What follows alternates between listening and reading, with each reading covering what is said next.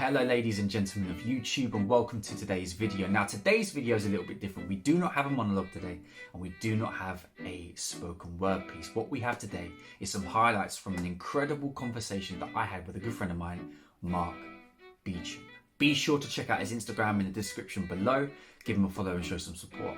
What Mark is doing at the moment is that he is speaking to someone within the industry, the creative industry, every day from Monday to Friday at 8 PM on Instagram Live. And he kindly invited me on the show last night.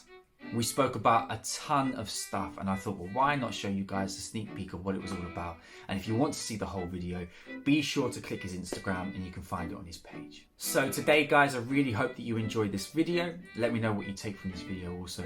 And yeah, sit back, relax, subscribe if you haven't, or if you're new, give this video a like, and I will see you very soon. Hey, good evening everyone, and welcome along to this day 3 of Actors Talks. And tonight we've got a brilliant guest on, and I'll let you know a little bit about him in a minute. Tonight, great guest. Now, I know tonight's guest, but I don't know him really well. We've worked together once and it was brilliant. It was a great experience. And I was a little bit in awe of working for him. But he's got a brilliant YouTube channel that he does as well. So, ladies and gentlemen, I'm going to see if I can welcome him on there. Yeah, there's one there. He's coming on. So when he comes on, will you welcome the one and only Mr. Mark Beauchamp. So I think he'll be coming on in any second. Yeah, I think so. There's the lad. Good to see you, fella. Looking good. Good to see you too, pal. How are you? You right? Great to see you, mate. And thanks very much for. No worries. Thank you for inviting me on, Mark. I'm privileged to come on, mate. Yeah, it'll be a good chat. You know what?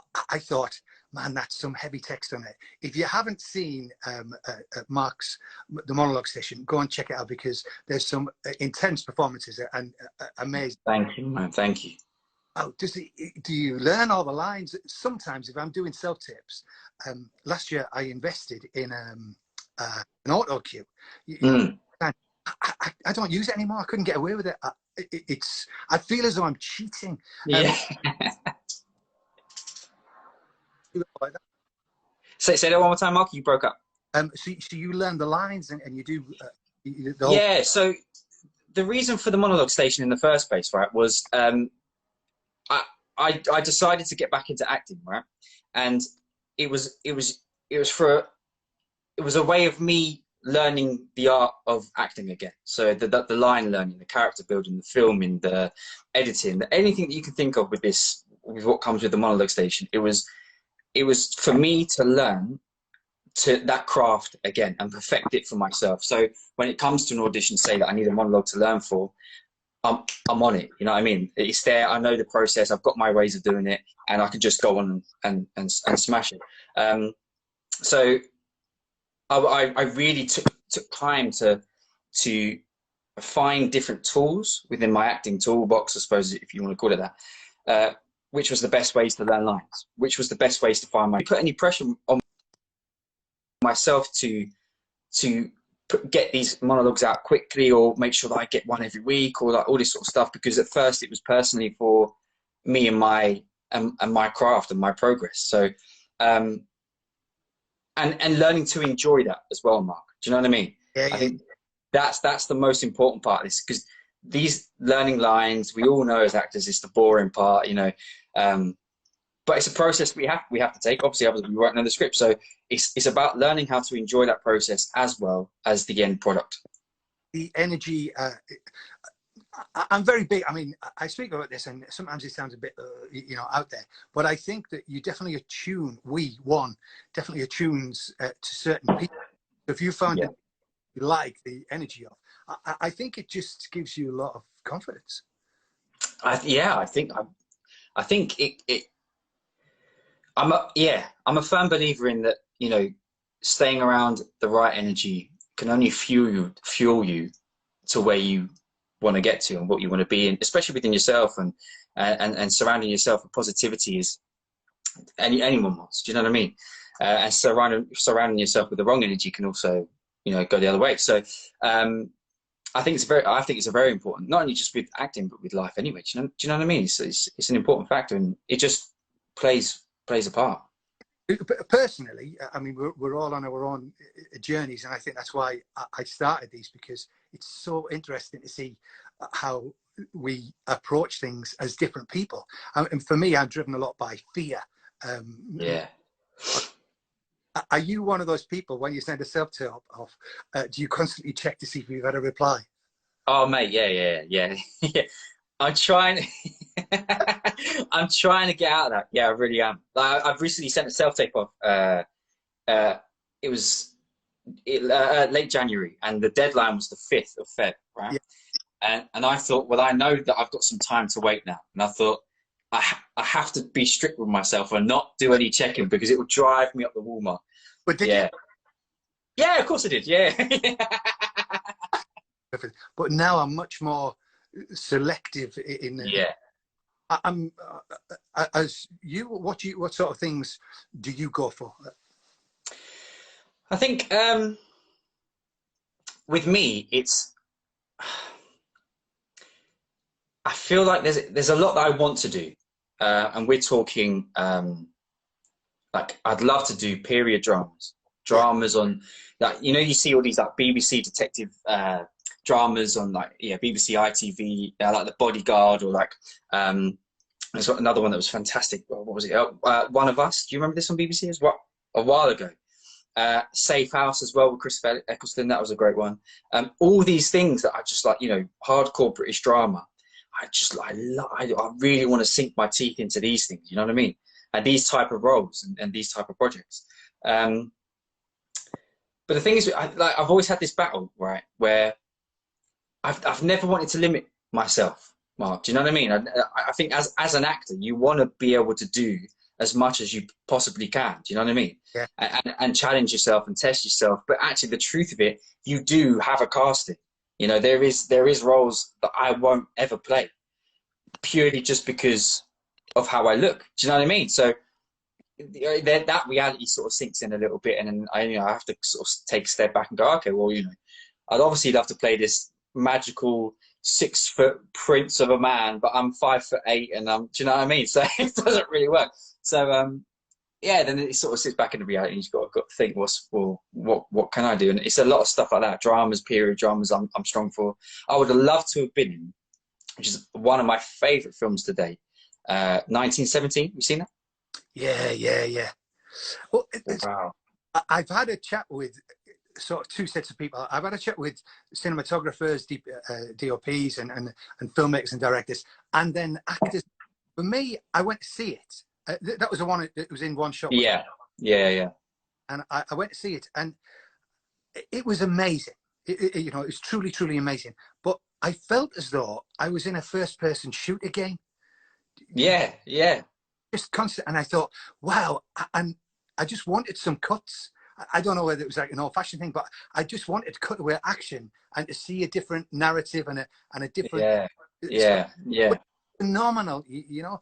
I hope they don't do another one, but I think it to be done to say, hey, do you know what? This is possible. So, but some amazing performances in that. Oh man, I think what I loved about it though is I do get what you're saying. It was like the first person like kind of feel, but I think that's what I really love. I felt like there was a third person on that journey, and that was me. You know what I mean? Yeah. I felt like I was just next to them the whole time, thinking, oh my god, I'm on this journey as well. And it was such. I mean, there was no story really. It was just the pure adventure of, you know, going from A to B and what happened in between. It was just fantastic. Yeah. You know, you talk about type. So I've just rehashed my show reel. Yeah. That thing, and I had a scene in it where I was a tough guy, like it was like an interrogation scene, and you know it was full on. And I'd asked a couple of people. I said, "What do you think?" And I got mixed feedback. And for me, I was going, "Oh yeah, check that out, yeah." But I took it out because you know, somebody said they knew me, and it didn't sort of. I can do it, but. With the rest of the stuff, it just didn't balance off. I wanted to say, look at my range, I can do everything. And in there, I was going, so I think people, as you said, having a support group around you is brilliant. You can reflect back, and sometimes the hurts and you go, get it out. It's not. Yeah. Latching on to what you just said there, when I was signed to Natalie, we spoke about the show reel that I had as well. And like you, I had stuff on there that was like one side of the coin to the other, and it was just completely different. And I was showing that I was, you know, I can be like very various in these roles, and you know, all that sort of stuff, and play all sorts. But she said it's not your casting. And although I could do it, it wasn't so homed into what I would be casted for. And it was quite an eye opener actually, because I was thinking, actually, yeah, do you know what? Like if I gave this to, you know, yeah, fair enough, you could play all these roles, but I don't see it. And when she told it to me, I was like, okay, yeah, I kind of get what you're saying. So there were some scenes like you where I thought, fantastic, yeah, I've got to keep it in. But I thought, and then when I had this conversation with her and understood as to why possibly it doesn't fit, I had to do the same as you, I had to take it out. So yeah, I totally get you on that one. The truth hurts. Oh my God. Yeah, it does. It does. So in terms of COVID and lockdown, have you been doing much? Is it more preparation for when we come out of that? What's been? Yeah, I think so. I haven't really been doing, in terms of work, I haven't done anything. But I spent a lot of time writing. I spent a lot of time doing spoken word pieces. I spent a lot of time doing monologues on the Monologue station on YouTube. And I think that was that. I spent this time to get ready for when, you know, whenever this may be, wherever the end is, and whenever that comes, you know, I can get out into the big world and just hit the ground running, you know. And I think part of that was finding a new agent and starting off that journey, which I managed to do, which I'm quite chuffed with. So, you know, that's part one done, and then we just keep building the craft and then just hit the ground running. This is the thing with the whole COVID situation, Mark. It's obviously a very, very bad situation, but I'm a firm believer is that, you know, COVID aside and all the, you know, travesty that's come from it, you have to take the positive in the situation that you have, and that I've tried to make that a prominent thing within my life at the moment, and acting and building that craft was part of it. And yeah, so I'm still on that journey. I mean, we all are. We never stop, but yeah, that's what I've been sort of taking my time up with. I loved what you said there about, you know, I'm not taking that, I'm not accepting that, because I think that's your essence, and that's where your energy goes, the challenge of questioning and stuff like that. Yeah. I've seen you do your monologues, and you know, we worked together, and I watched you, because funny enough, that was a non-speaking part for me. I'm the dark figure. But it did give me a lot of time to observe and watch, and I love watching other actors and so.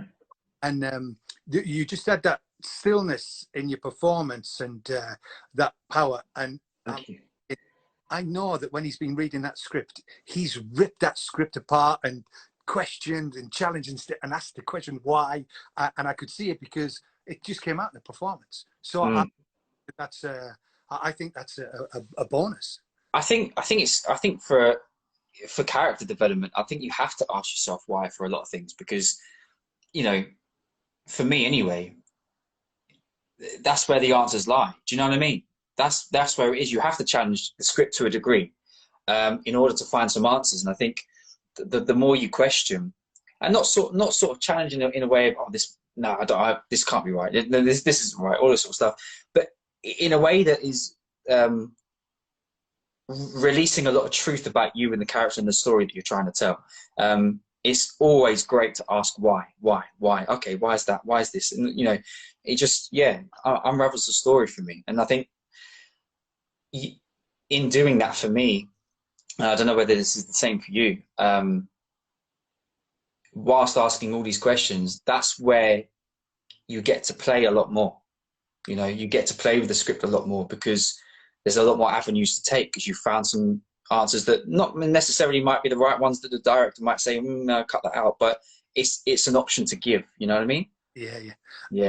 Are you fearless in terms of you know, when you do self-tips or when you're in the room with the auditions and stuff like that? Are you fearless, meaning will you go against the brief? Will you because it is exciting, isn't it? Yeah. Do you know what? I think I wouldn't necessarily go against the brief, but I would always offer. Right. Do you know what I mean? So I wouldn't go against the grain and go, right, my time to shine, all that sort of stuff. But I would offer something that isn't necessarily on the brief maybe, or within the story, and give something a little bit different. Yeah. Because as actors, you know, that's what we have to do. We have to offer a type of character, or a character decision, or you know, different shades within the scripts and all this sort of stuff. And I think it makes it a bit more exciting, especially for us guys as well. You know, the ones performing and the ones, you know, creating this character from the feet up. And I think if you don't offer, it gets just stale for me. You know what I mean? Yeah. So I do like to, yeah, I tend to sort of push the boundary a little bit, but not so much. Do you know what I mean? Remember, it was one of the biggies. You know, I think it was like Harvey Keitel or somebody like that said, "Don't go to auditions to get the job. Go to auditions to practice, to learn." I had a good chat with a good friend of mine. He's like a brother to me, Gamba Cole, a brilliant actor, doing some bits in the industry at the moment. We had a chat once before about the audition process and the sort of what is the correct mindset to have whilst going into an audition room or doing a self-tape or whatever. And yes, I think you're right. I think it's not about going in to get the job, and you know, because I think with that mindset, you're not focusing on the right thing. I think it is. We ultimately said it's another chance to perform. You know, how often as actors do we get to perform in front of just one person? You know, so if it's a chance to really sort of get into a character, really get your teeth into something, and in front of just a couple of casting directors, take that moment. Absolutely, just enjoy it. Enjoy it as an actor, which you want to be. Don't think about the job in hand. Just be that character for 2 minutes, 3 minutes, 4 minutes, whatever it may be, and just love every single moment with it. Because I guarantee that with that mindset, the character will come out far much more than it would be if you had the mindset going, I need to get this job, I need to get this job. Do you know what I mean? Do you find that it closes you down when you're like that? I think it makes me more free. No, so when you're thinking, I want the job.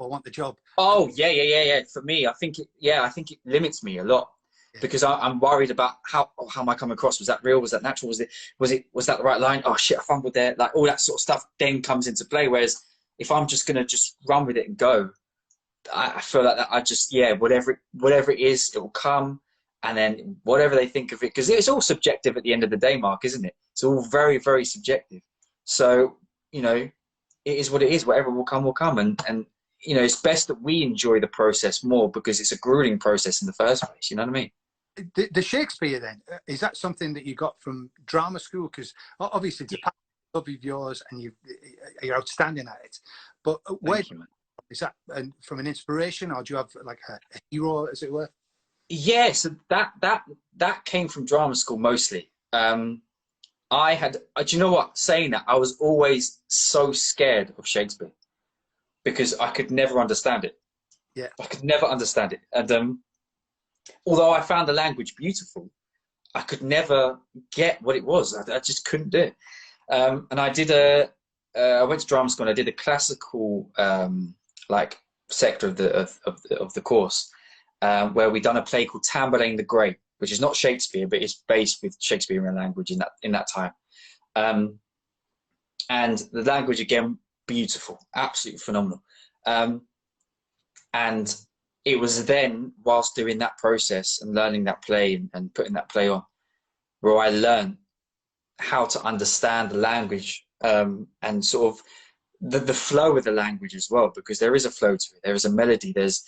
It's almost like poetry, but not, if that makes any sense. Yeah. And I think it was that falling in love with the language within that play made me open up to go, well, let me just read Shakespeare again. Let me watch Shakespeare again. Let me see if I can actually get it. And it was then where I found that love for it. I was understanding the play a little bit more, and the text and the context and all this, you know, all the characters within it. And that's where I learned to love it. The people I've been speaking to, you know, we're all in the same game. Like yourself, we've done different things, different levels. Some are further on, some are going in different directions. What would you give to, you know, what would you suggest to somebody? I have two phrases that I live by, right? Cool. And sometimes I slip out of these phrases. You get a pen. Yeah. I sometimes slip out of these phrases, of course, we're only human, but one is concentrate on your own game. And I mean that in a way of like, don't compare yourself to anyone else's journey. Don't compare yourself in any way, shape, or form to anyone else, because in this game, we're self-employed. It's subjective. So what you could do or what you could offer as an actor to someone else might be perfect, but to someone else might be the worst thing ever. Love that. Yeah. I flipping love that. Yeah. I think by doing that as well, by staying in your lane, by staying focused on your own game and your own craft, you'll get to where you want to go much quicker, much more easier, much more enjoyable as well, rather than focus on everything else. Oh, am I doing as good as that? Like, we all slip, don't get me wrong. I've even done it recently. I thought, oh man, like my journey's not the same. There, I'm here, and I've talked to my friends about it, and they were like, Mark, come on, snap out of it. It's 2021. We're not doing that anymore. It's like, yeah, okay, cool. Yeah, of course. We're back on track. Like, yeah. Yeah. Yeah, that would be my first one. And the second one I live by is, I've actually written it down, play to your strengths, but never shy away from your weaknesses. Yeah, I think, again, as an actor, playing to your strengths, like we said before, to get your foot in the door, play to those strengths, absolutely. You know, and push the boundaries in those strengths as well. But never shy away from what you're weak at, because they could be, in the long run, something that benefits you much more than they are now. So, Mark, that's phenomenal. One thing that I've gleaned from speaking with you is I love the fact that you have a philosophy. And again, it's not a comparison or a judgment, but people that you know, we speak across, they don't seem to have a defined philosophy about what. And sometimes I feel pain for people who are struggling, you know, going through, and I think if they only gleaned at some philosophy, even if it's the wrong one, it's something to hang on to until you can change it, I think. But those 2 points, man, they're worth the ticket entry all day long. yeah, thank you, man. Yeah, I mean, yeah, they've helped me a lot, especially in this time trying to get back into the game and trying to refocus and focus on what I want and what I want to do, and the progress within myself. Yeah, they've been very important factors, very important messages that I give to myself that I would give to someone else as well, 100%. Yeah, man. If they only had those 2 pieces of those golden nuggets, they could have a great time. That's honestly, I think this what you're doing here, Mark, is phenomenal, because like there needs to be an online community like Instagram where we just talk. We get a chance to talk out, you know, the industry. I watch a lot of it's a YouTube channel. It's called Actors on Actors. Have you seen this? Yeah. That for me is phenomenal, because as an outsider watching this, the episodes, hearing 2 actors speak about just being normal people within the business is amazing. So this here, what you're doing, you know, getting people to connect and meet new people via this Instagram live is, mate, hat off to you, man. I really like it. I agree, and I think like, you know, talking just me and you as actors, I think from anyone, directors, producers, you know, whoever it may be, I think you have to be a sponge within this industry as well, because there's so much that I would love to know about how a director works, what their process is, so I understand. That makes my job a lot easier when I'm on set with a director also, because I can understand that side of it. And it's all just it's that as well, isn't it? Knowing what other people do, what they go through, what their process is. And yeah, man, I think it's interesting and intriguing. Yeah. Mark, before we, I don't want to take up all of your. That's all right, man. But in terms of finding work, how do you look for it? Do you rely solely on your agent? What do you do?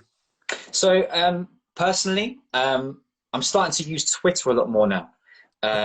Twitter is a great way. I've found out, a couple of friends have told me to jump on board for Twitter.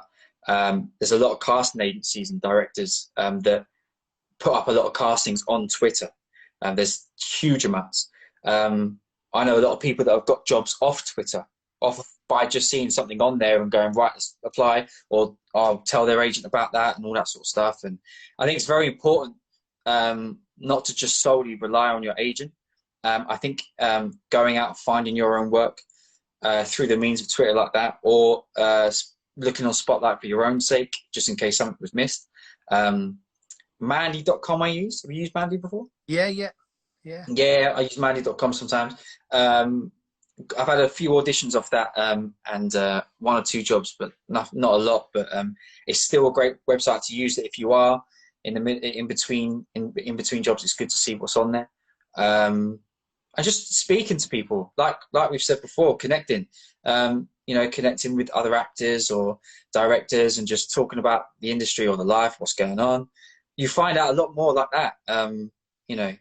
What projects are going on elsewhere, and I think it's just keeping your head above ground and your ears in the right places, I think. Do you know what I mean? Always be the lookout. Social media is just such an incredible and vast format now that you will always find something on the likes of Twitter or Facebook, and there's so many groups that do it now. And yeah, use it to your advantage, I would say. Listen, Mark, it's been an absolute joy and pleasure. Thanks very much. I feel very privileged, man. Thank you so much for inviting me on. It's been really fun. Yeah, I hope you've enjoyed it. And listen, we'll keep in touch. And I'm going to hold you at this now, because we need to do a duologue. Yes. Yeah. And what I'm thinking is, while we've got a bit of time, we should learn something and then go and film it and, get it done. And why not? That'd be really good fun. Shakespeare? I'm easy. Anything that'll stretch me. All right, I'll get thinking. Tell us about the YouTube channel. The YouTube channel is called The Monologue Station. It's on YouTube. And primarily it's just a bunch of monologues, from classical to modern pieces, some spoken word pieces, original work by me as well.